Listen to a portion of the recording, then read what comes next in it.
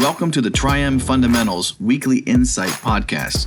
Each week, we'll sit down with President and CEO of Tri-M, Jim Horn, as he shares experiences, insight, and stories that drive home the importance of the 31 fundamentals that make Tri-M the best-in-class, employee-owned company it is today.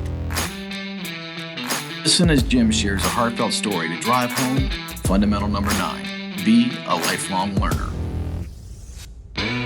Lifelong learning is the ongoing, voluntary, and self-motivated pursuit of knowledge for either personal or professional reasons.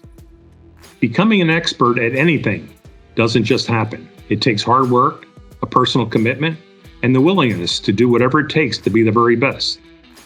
Being a lifelong learner is by far the most important gift that we can give ourselves. Let me tell you a quick story. My father worked at First Aid Chemical Aramco as a maintenance supervisor, and up to the time of his retirement in 1993, he never used or needed a computer to do his job. After all, he spent most of his career without any electronic devices, and he felt that he made out just fine. After his retirement, we decided to begin the restoration of a few antique trucks. These trucks were primarily made of wood, and the woodworking portion of the restoration were in his wheelhouse, being a woodworker by trade. When it came to the mechanical portions of the restoration, he needed some help, and the only place to find the parts that he needed or any professional services was on the internet. He had my son install his first computer when he was 67 years old. It wasn't long before he upgraded to an iPad, so he could take it with him anywhere he went.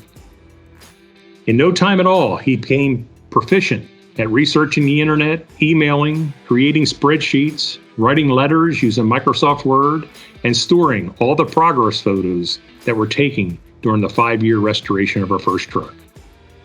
When he was 83 years old, he asked my son to set him up with an iPhone so he could access his emails and photos when he was away on trips and didn't have his iPad with him.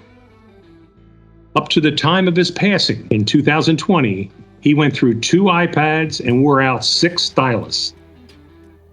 When he wasn't in his woodshop or sleeping, he was on the iPad, searching the internet for tools, material, and equipment that he needed for his projects. He also really enjoyed watching YouTube videos where he could learn how things were made and come up with some ideas on things he needed for his shop.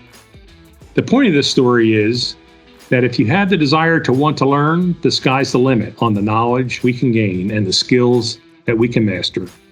It wasn't long after my father retired that he found out that the technology was his friend, and he used it to his advantage up to the week before his passing. He was truly a lifelong learner. Lesson learned here: it's never too late to begin learning something new, improving those skills you already have, or focusing on your personal and professional development.